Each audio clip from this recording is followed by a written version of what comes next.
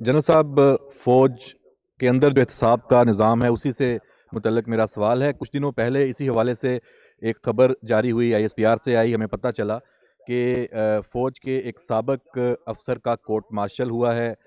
جو فوجی اہلکار ہیں انہیں بغاوت پر اکسانے کے حوالے سے اسے جو سزا دی گئی ہے 14 سال بامشقت قید کی، اور ساتھ اس کا رینک بھی ضبط ہوا ہے.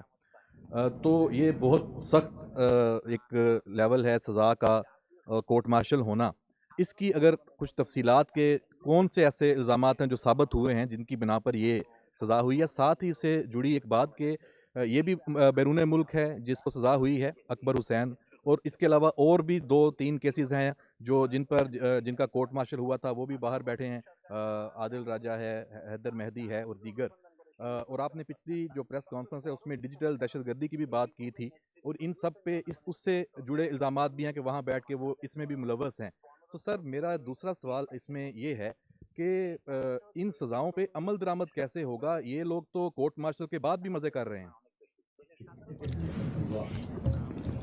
دیکھیں، پہلی بات تو یہ ہے کہ ڈیجیٹل دہشت گردی جو ہے، اس کی جو خلاف جو پہلا لائن آف ڈیفenس ہے نا، دی فرسٹ تھنگ جس نے اس ڈیجیٹل دہشت گردی کو قابو کرنا ہے، اس کا تدارک کرنا ہے، وہ ہے قانون.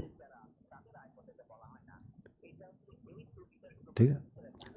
انفارچونیٹلی آپ کے سامنے ہے کہ جو جھوٹ ہے، پروپیگنڈا ہے، میڈیا میں بھی کسی حد تک، لیکن بہت حد تک سوشل میڈیا میں یہ بہت زیادہ کیا جاتا ہے. فیک نیوز ڈالی جاتی ہیں، غلط تصویریں ڈالی جاتی ہیں، ڈاکٹرڈ امیجز ڈالے جاتے ہیں، عوام کے ذہن میں کنفیوژن ڈالی جاتی ہے. سب کے سامنے ہو رہا ہے، غلط بات چیت کی جاتی ہے، کھل کے غلط بات چیت کرتے ہیں، جھوٹ بولتے ہیں. لیکن قانون اس کے اگینسٹ اپنا رستہ اس طرح نہیں بنا رہا جس طرح اس کو بنانا چاہیے. تاہم جو افواج پاکستان ہے وہ اس معاملے کو بہت سیریس لیتی.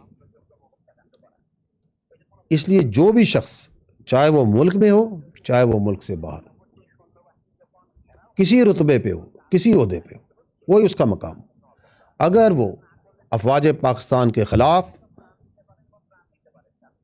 پروپیگنڈا کرتا ہے، عوام اور افواج کے درمیان خلیج پیدا کرتا ہے، فیک نیوز میں انوالوڈ ہوتا ہے، تو فوج اس کے خلاف ضروری قانونی کارروائی کرے گی. اور اس کی مثال آپ نے دیکھی ہے. اور جو آپ بات کر رہے ہیں اس کا پورا ایک مکمل ڈیو پروسیس ہے، وہ ایک طریقہ ہے، اور اس پروسیس کے مطابق وہ پورا عمل مکمل کیا جاتا ہے.